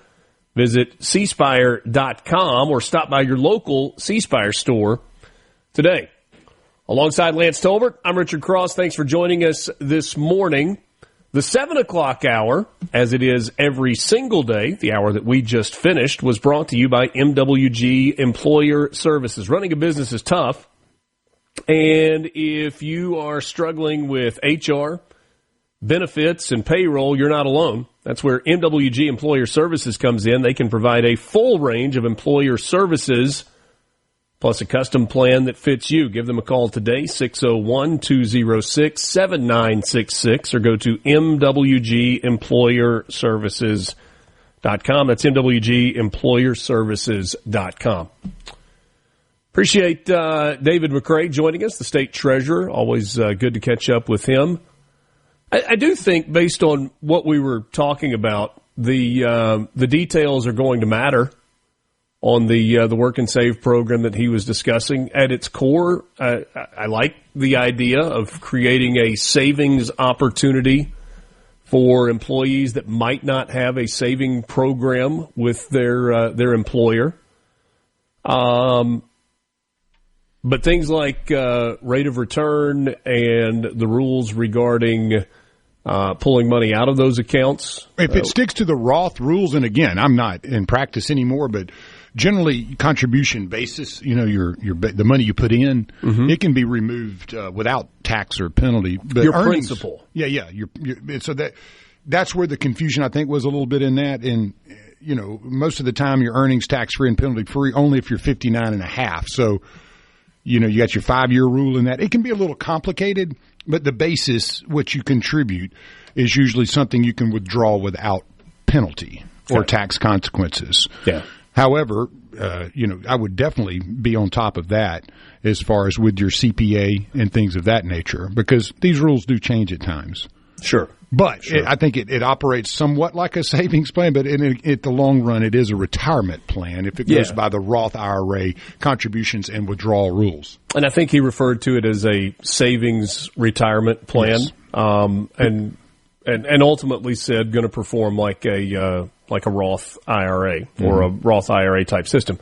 I think important to differentiate between calling it a savings account and a savings retirement account, because the rules for withdrawal are vastly different. If you just open a savings account alongside your checking account and perhaps you say, hey, I'm going to take $50 or $100 out of every paycheck and I'm going to direct that to my savings account, that is an account that, at least in theory, you plan not to touch, but it is there for you to be able to access anytime you need it without penalty. It's just a different account where you are actively saving money, generally with a very low rate of return. It has some to do with interest rates and how the savings account is set up. Is it a money market, or is it a true savings account that, maybe draws less than 1% of interest?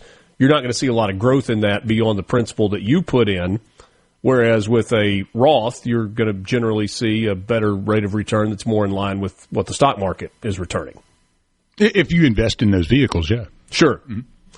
I think that's what a lot of times the investment vehicles such as a Roth allow you much more of a universe of investing options rather than strictly a savings account, which may be limited to fixed investments such as CDs and things like that, time sensitive. So it allows a much more market-oriented rate of growth, while at the same time allowing you to, reduce or pull principal out if ever needed. And there should be the same kind of benefits if you need to buy a house. You can take out, I think, $10,000 for that, or if you have qualified education expenses, the growth then, if used, would not be taxed if you kept it under the threshold, I think, of about $10,000. Okay. It can be complicated. It's really what we're saying. Yeah. And it sounds to me like the Treasurer's Office is trying to make this as simple as they possibly can make it. But if you are investing in this particular way or saving in this particular way, certainly the details, they do matter. We got a message on here a little while ago. Where is it? And I don't know if this had to do with the SNAP penalties conversation or the savings account, but somebody said when you drone on with endless numbers and statistics, people zone out. I recognize that numbers are hard on the radio. And when we start talking about big numbers and penalties, whether it's savings accounts and Roth IRAs with the state treasurer, or we're talking about massive penalties that the state of Mississippi, I'm trying to make it as simple and as digestible as I can. But in particular, with the SNAP benefit conversation, I don't think you're hearing this conversation anywhere else. I don't think you're reading about this anywhere else. And I think it's really, really important. And so if you're zoning out, my apologies. But I do think there's some people that this is the only place that they're really learning about what is going on with this new language in the One Big Beautiful Bill and what the responsibility of states is going to be going forward. And I understand, the difference in simple reporting and change reporting and all of the rules related to SNAP and who the beneficiaries are and how they are being judged on eligibility and all those things you can kind of get lost in the numbers, and I apologize for that. I'm trying to make it as understandable and as digestible as possible. I think what I wanted to do more than anything else this morning is that we have talked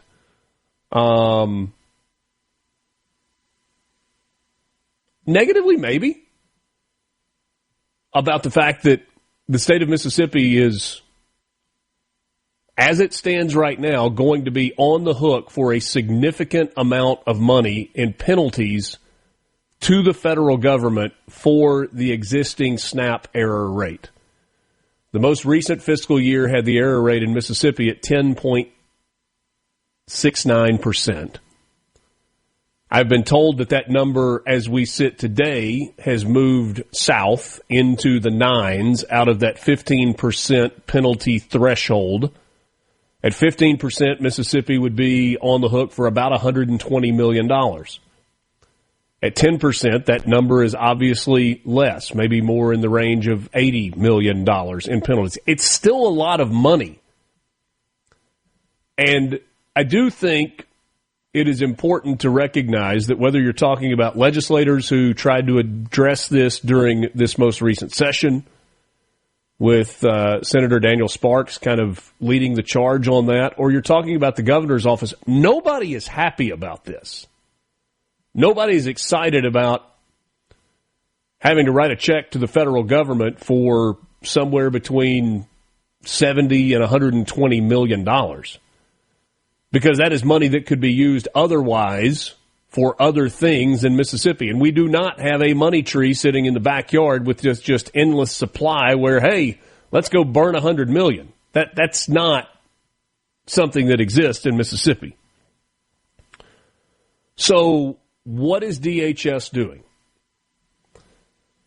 The biggest thing that they are working through is some technology platforms and training programs that will help the case officers that are working with welfare recipients to make sure that the information is accurate and to try to reduce the number of errors that exist in reporting. Again, the rationale for Mississippi as a change reporting state, where changes are being reported on a monthly basis, is based on a philosophy that fewer people on welfare in Mississippi is a good thing. And as soon as somebody is at a place where they are not eligible, then they should not be receiving welfare benefits, whether it's SNAP or Medicaid or anything else. And that is a philosophical and political belief that exists. 49 other states are using the simple reporting, and they're doing it in 6-month increments. That doesn't mean that they don't have error rates. Some have far higher. Alaska is at the top of the list at over 25% in their error rate, but Alaska was able to negotiate a carve-out. I'll tell you what that is next. From the Venable Glass Traffic. Know where the news is going next. Mornings with Richard Cross on Super Talk, Mississippi.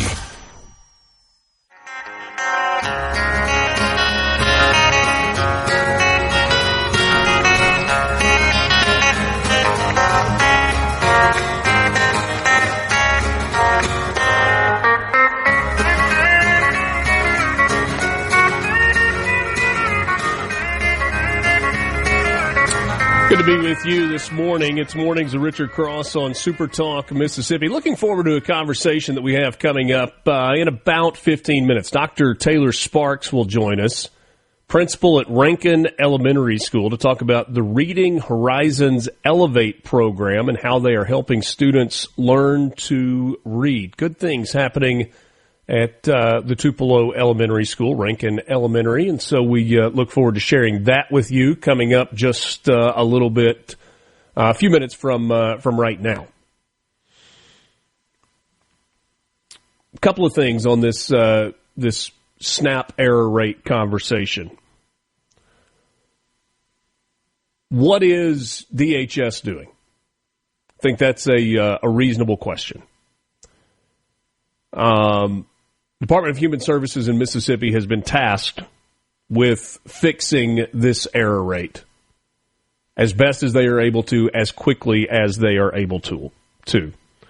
They have, after a pilot program, implemented tools that have predictive AI as a piece of them that will help those who are involved in the enrollment process with welfare recipients or potential welfare recipients.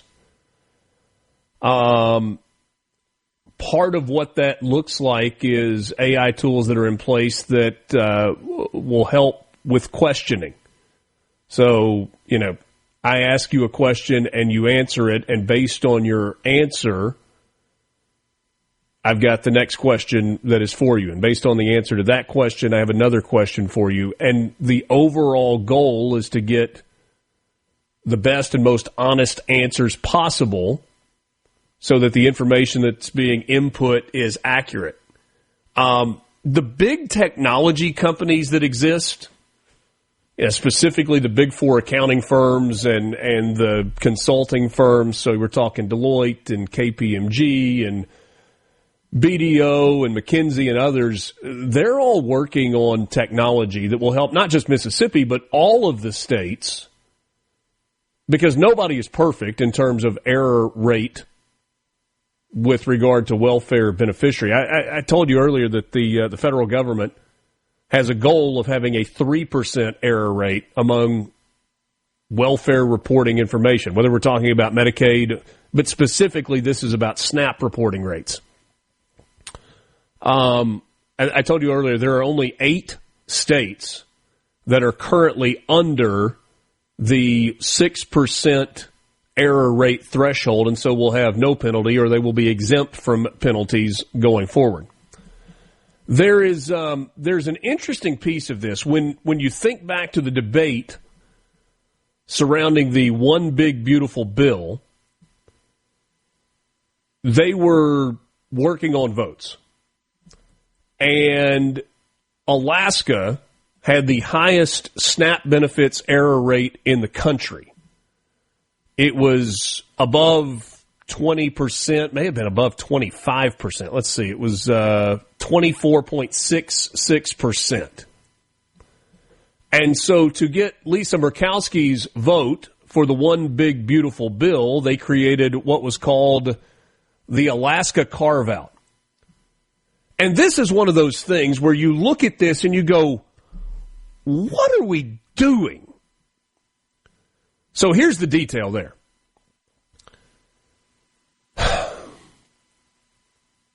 You've got this 5 to 15% penalty threshold based on where your SNAP error rates are. If you have an error rate that is above 13.34%, then you can defer being rolled into this penalty program by a year or 2 years. But you can only use your improved numbers. The idea is you give Alaska in particular and other states that are above that 13.34% threshold time to fix their problem so that they don't get hit with this massive penalty. Florida is facing $1 billion penalty.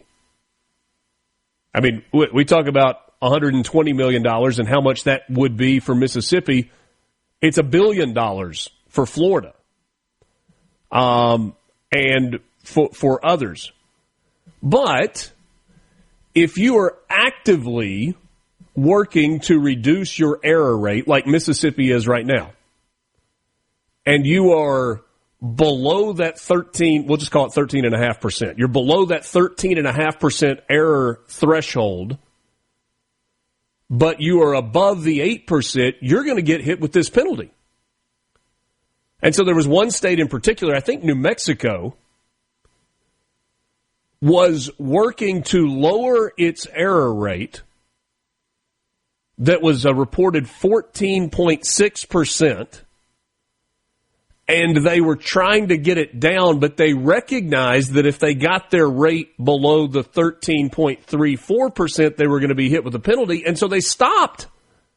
And they said, we want to get better, but we're going to give ourselves enough runway that we can take the extra year or the extra 2 years and drop down to a lower threshold altogether. It's maddening.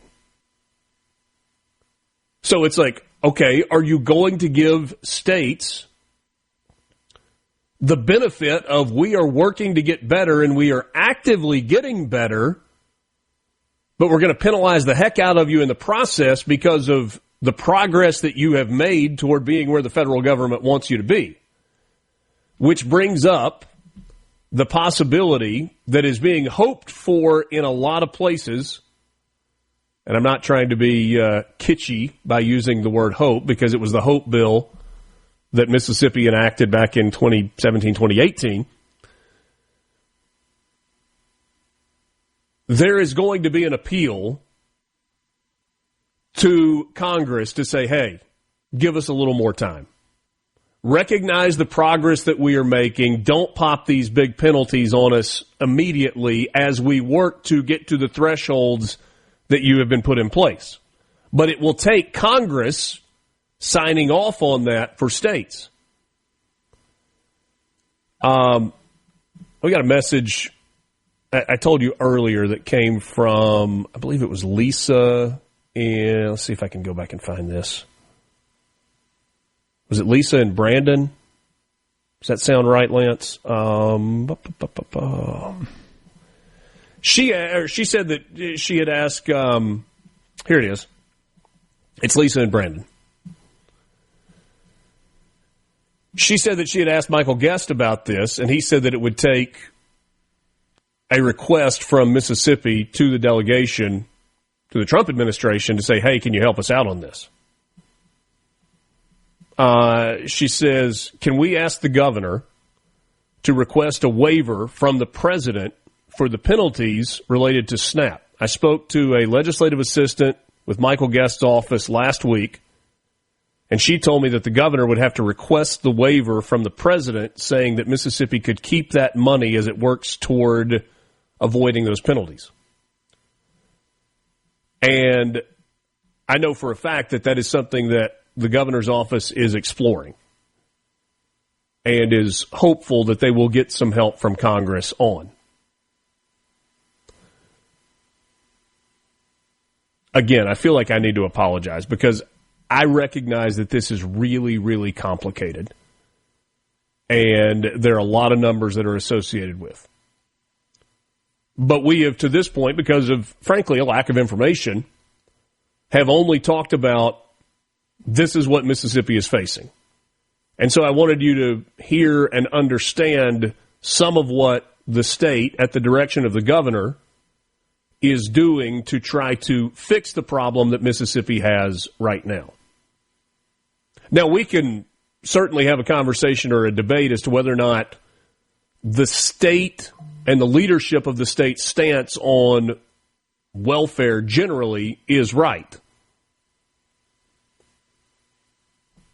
That's an altogether different debate. But the reality is the numbers are where they are, and currently we are facing penalties, and there are some things that are actively happening to try to fix the problem with DHS. It's something that the legislature is involved in, something that the governor's office is involved in, it's something that leadership under Bob Anderson at DHS is involved in. They are working diligently to try to fix this, but time is not on our side. At least not as we sit here on the 29th of April, 2026. Got a message on the conversation about this Work and Save Act. Because it functions as a Roth IRA contributions are after tax. And so when you ask your employer to use the state plan, the contribution will have been paid after you paid tax on that amount. So when you draw out the amount that you have put in, the principal, you will not pay taxes on that. And then earnings on a Roth IRA come out tax-free after 59 and a half years old. Back with you after this. Mornings with Richard Cross, SuperTalk, Mississippi. From the Seabrook.com. Buster. Just everything you need to know to start your day smarter. Mornings with Richard Cross on SuperTalk, Mississippi. And begging down upon his bended knee, I'll play the part, but I won't need rehearsing. All I'll have to do is act naturally. Well, I'll bet you I'm gonna be. Good to be with you. It is Mornings with Richard Cross on SuperTalk Mississippi, streaming at supertalk.fm and SuperTalk TV. Glad to have you along for the ride this morning. And happy to welcome in our next guest. Dr. Taylor Sparks is principal at Rankin Elementary School in Tupelo, and we're going to talk about reading success among some of the students at Rankin Elementary. Dr. Sparks, we've talked so much about the reading gains that have been made in Mississippi, but that's like a collective attaboy or a congratulations to a really big group. When you can put a name and a face specifically with success, I think it takes on a little bit different meaning. And the Reading Horizons Elevate program, I think, does that for some students at Rankin Elementary in Tupelo. Tell us a little bit more about the process that your teachers and Reading Horizons have gone through together to help students within the Tupelo School District. Yeah, good morning, Richard. And before I start, I just want to say I'm honored to represent and be the talking microphone for all the teachers at Rankin and all the students. And it would be easy to attribute success to a program or some quick fix. Earlier in the hour you were talking about urgency and the urgency that's declared or needed for other problems. But reading, recognizing that reading was one of those issues has been a big lever for success at Rankin. One of the things we do, and this is not unique to Rankin, but like you said, it's nice to put a face to it. Yeah, is that the boots on the ground every day are doing these things. We're fortunate enough, and I'm again honored enough to be able to speak on behalf of it. But we identify it early, just like a doctor would want you to do. Identify any deficiencies you have early, and then we're going to prescribe the best quote medicine for that issue, and we're going to move forward with it and stick to the plan. If you get a sinus infection, you might can tell I'm a little stopped up, but if you get one and go to the doctor and you get antibiotics, you've got to finish the course of antibiotics and see it through. And so something we're big on at Rankin Elementary and in Tupelo Public Schools is consistency and seeing it through, and that has been, again, the lever for success in our school. All right, so Reading Horizons Elevate is a specific program that you've used, and help me if I'm off here, but this is about targeting children who are 2 grade levels behind in reading. Is that accurate? Yes, sir. Yeah. So we give what's called diagnostics, again, another medical term, 3 times a year to identify students who are performing 2 grade levels behind. And just like with anything, you've got to catch it early. I used to teach middle school and high school, and to have had the opportunity to correct those earlier would have been a blessing. Mm-hmm. So, this program helps that by offering tools and putting tools in their toolbox. It identifies around 40 plus sounds and decoding strategies for students so that we're not just guessing at a word. If you've ever tried to read with a toddler or something like that, a lot of times they'll look at the pictures and guess the word that's on the page. This actually gives you tools for those sounds and those blends and, different vowel combinations and really targeted is the right word. How are you teaching reading? Because there are different philosophies on the way to teach reading. And we, people of a certain age, my age, I'm 45, remember hearing about phonics, right? I mean, it's about sounding it out and learning to spell and knowing that SH is shh, and then you can kind of work through a word from there. What is the method that you are using, especially with students who are significantly behind where they should be from a grade level, to teach them to learn to read? Well, those things haven't changed, Richard. All the things that we grew up with, that was the science of reading, is what it's called, that theoretical approach. That if we focus on phonics and fluency, your rate of reading and how you're comprehending those things and building strong vocabulary and phonological awareness, those are those big domains of reading that we're addressing. And it does sound or feel old school, but it's the technical term would be the science of reading theory that we're practicing and addressing all those domains. And we know they're progressive. So we know you have to be able to decode before you can read a sentence. We know you have to be able to do those things. And then once you read the sentence, once you've learned to read, you have to be able to read to learn and comprehend. And just that approach is paying dividends. There is a kind of a catch-all criticism of public education in particular in Mississippi. I bet you know where I'm going with this. And that is, we are not teaching to learn. We are teaching to a test. We're teaching to pass a test. And kids are over-tested, and there's not just learning there.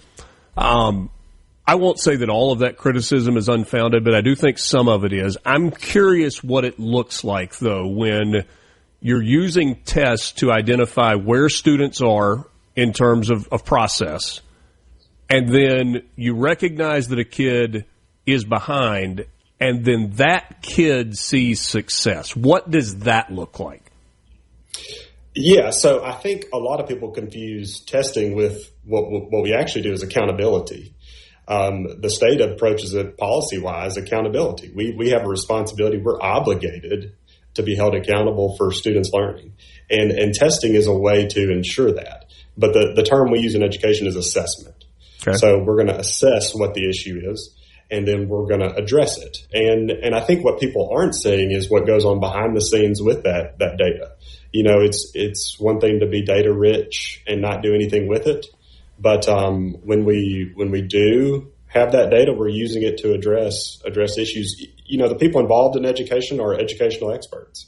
And fortunately, they know how to use that data, again, to not only hold themselves accountable, or that lawmakers would use to hold people accountable and schools accountable, which, again, I think is a good thing. Yeah. To hold us accountable for what we should be doing. But also it opens the conversation for how are we going to address these things. What are the grade levels at Rankin Elementary? 3rd, 4th, and 5th grade. All right, so let's say you've got a 5th grader who is 2 years behind. They're still reading at a 3rd grade level, and yet they have been able to advance grade to grade. Give me an example or something you've seen or one of your teachers has seen where you've got a 5th grader that was reading at a 3rd grade level or a 2nd grade level. You've used this Horizons Elevate program, and you've seen it work. When the light bulb goes off, give me the reaction from that student when all of a sudden they're reading at the level or close to the level that the rest of their classmates are. It's honestly, it's profound, and it's something that's unique, I think, only to education. I don't know. I would liken it probably to somebody who lifts weights, and then one day, all of a sudden, after struggling on this one certain weight, they're able to lift that weight heavier. And we do that by building in scaffolds. You'll hear that word in education a lot. Even though they may read at a 3rd grade level, they've still got to access 5th grade content. They've still got to be able to match their peers. So we're building in, pulling them out for 30 minutes a day, working on those decoding, filling their toolbox full of metaphorical tools. And once they start using those tools, that's because that increases the trajectory. That success, that feeling, that light bulb for them, as good as it makes us feel, it makes them feel 20 times better. I think most people know that Tupelo High School is, I guess, the biggest high school in the state of Mississippi. It's massive. When you end up with that number of kids in high school, that means you had really big elementary schools as well. Tupelo has addressed kind of the enrollment issue with neighborhood elementary schools. How has that worked?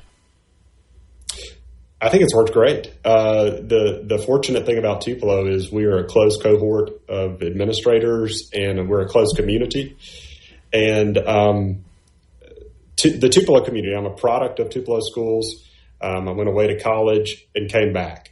And that's unique, for maybe my generation to do that. But the neighborhood school model was one I was raised in, and then we have this kind of funnel where they all, in sixth grade, they get together. We call it the puzzle piece. They're the puzzle piece that links, middle school to those lower elementary grades. And while, we do each have our own unique personas and each, have different qualities, the good thing is I'm close with the other, there's 4 3 through 5 schools, and we're all close. We're all talking about things that are going on, that we're trying to do. And that again goes back to accountability. That's how you keep those pieces moving in the right direction. Rankin Elementary, a success story in Tupelo, a success story in Mississippi, and perhaps a model for success nationally with the Reading Horizons Elevate program. Dr. Taylor Sparks, my guest. Really appreciate your time this morning. Congratulations, not just to you, but to the teachers and to the students who are seeing this success play out. Keep up the great work. Good to visit with you this morning. Yes, sir. Thank you, Richard. It doesn't happen without those teachers and students. Yeah. We may call it the Mississippi Miracle, but that does not shine a bright enough light on how hard the work has been and how long it's been going on. We'll talk soon. Dr. Taylor Sparks, principal at Rankin Elementary in Tupelo. Really good stuff happening there. Congratulations on that. We are going to attempt to wrap up this edition of Mornings with Richard Cross when we come back with you April 29th, Wednesday morning. Thanks for being with us. From the Venable Glass Traffic Center, I'm Patty Steele. Venable Glass in Richland and Brandon, locally owned and operated with free mobile service for you in the Tri-County area. Taking a final look, we are still working an accident I-220 at US 80 West. There's a crash on the right shoulder northbound. Expect delays. Trust your heavy haul transportation needs to Southeastern Services. Years of experience hauling and operating heavy equipment. You can trust their team to handle your jobs with confidence. Call them at 601-292-9932. Hey, it's me, Gus the Gopher for Atmos Energy. I dig all around the yard. Occasionally, I bump into a utility line and get a headache. But if you hit one with your shovel, backhoe, or ditch digger, you could cause a gas leak, disrupt service, or worse. So call 811 at least 3 business days before you or someone else digs in your yard to have those underground utility-owned lines marked. It's free and it's the law. You dig what I'm saying? For more on safe digging, visit atmosenergy.com/811. From the beginning, they were applauded. The music that sold over 100 million records. Chicago. This Friday, Brandon Amphitheater. Make me smile. The music of Chicago. Does anybody really know what? This Friday, Brandon Amphitheater. On sale now at Ticketmaster.com.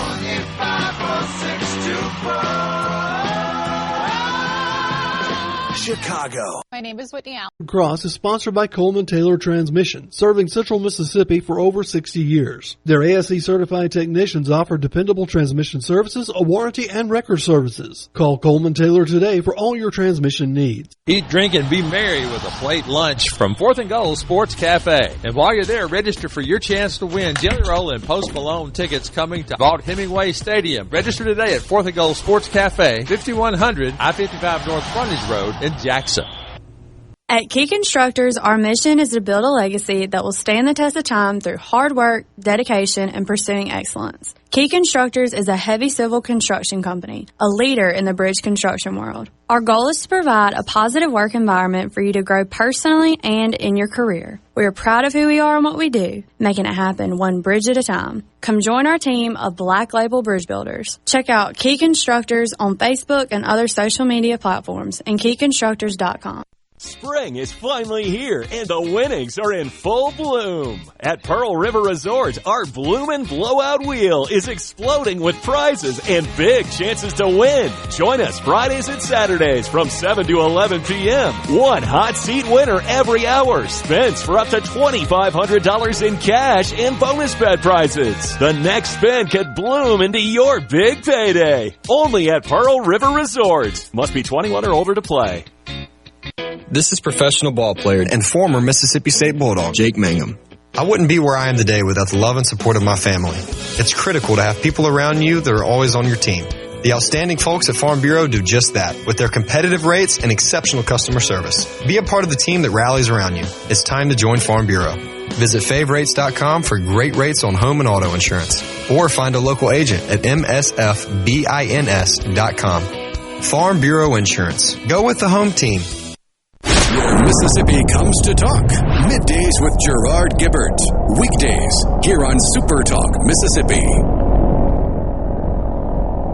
Pour yourself a cup of coffee and get the Magnolia State's most important news of the day. Mornings with Richard Cross on SuperTalk Mississippi. Just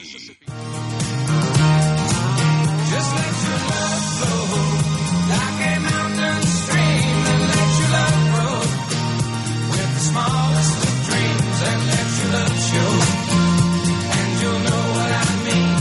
It's the season. Let your love fly like a bird on the wing, and let your love find you. Let me tell you what we didn't get to this morning.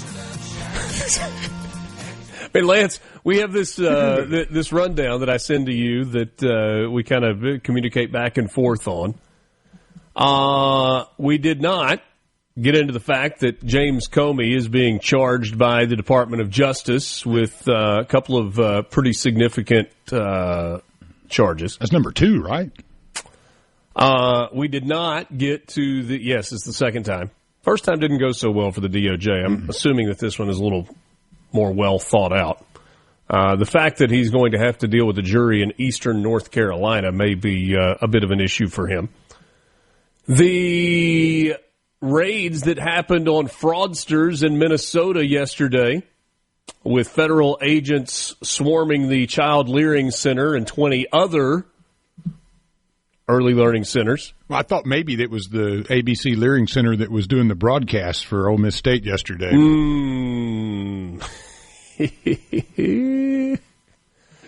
Tim Walz jumped into the conversation yesterday, and he was like, this is what happens when you commit fraud in Minnesota. He would know, yeah. We have the United Arab Emirates pulling out of OPEC, which is a big global story, we think. OPEC, which is referred to as the oil cartel. I want a cartel of something. Do you now? Yeah, I want to have my own cartel. Generally, that doesn't work out well. I mean, for the people that are involved with cartels, especially the leaders of cartels, it's really, really good until it's not. Mm-hmm. And when it's not, it's really bad. Usually ending up with either a bullet in your chest or a really long life sentence. Which is kind of redundant if you say really long life sentence. Yeah, I want to be like the gold cartel guys, you know, the diamond cartel guys. Not really on the cocaine side. Yeah, I'd rather, live. I think that's a good plan. Not to say that diamonds and gold are without violence, right, and there's not risk to life and limb, but at least you're not poisoning an entire population in the process. Yeah, and you don't ever hear about De Beers getting executed or something like that. How else can 6 months' salary last forever, they say? I believe that was the ad campaign for a really long time.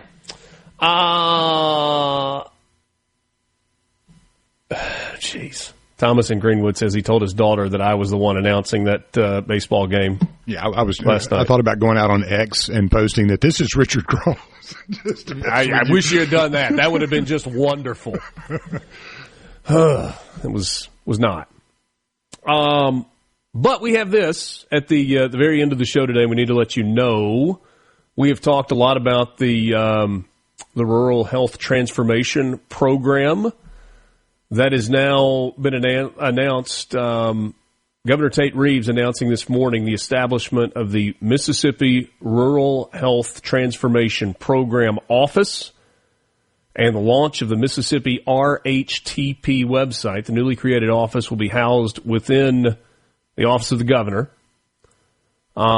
This marks a step forward in the state's efforts to transform and modernize health care across rural communities in Mississippi. The newly established office will serve as the central hub for coordinating implementation of the state's approved plan, approved by the Trump administration, ensuring alignment across agencies, managing program administration, and maintaining a strong focus on accountability and results. You remember the debate about this was who controls the dollars and controls where the dollars go. The governor overrode with a veto the plan for the legislature to control those dollars. There was some thought that the legislature might override that veto during the special session. We had a lot of people that got mad at each other, Democrats in particular, mad about that. That led, we don't have to recount that today. So ultimately, the governor's veto stood, and his office will be administering this rural health transformation program. The plan for Mississippi was developed through engagement with stakeholders across the state, the Mississippi State Department of Health, the State Department of Mental Health, Medicaid, healthcare providers, public health officials, community leaders, qualified healthcare providers, health plans, legislators, residents from across the state. It's this is a function of the transformation program, rural health transformation program that has been put in place by the Trump administration. And we will get more details, and we will be watching how this process works and talking about how this process works in the coming days, weeks, months, and years, as this is money that's going to come into Mississippi in the neighborhood of $1 billion over the next half decade. But for now, we are out of time, and so we will start over tomorrow morning just after 6 o'clock. Thank you for being with us. For Lance, I'm Richard. Appreciate our guests this morning. Mornings with Richard Cross, presented by Community Bank. Have a great Wednesday.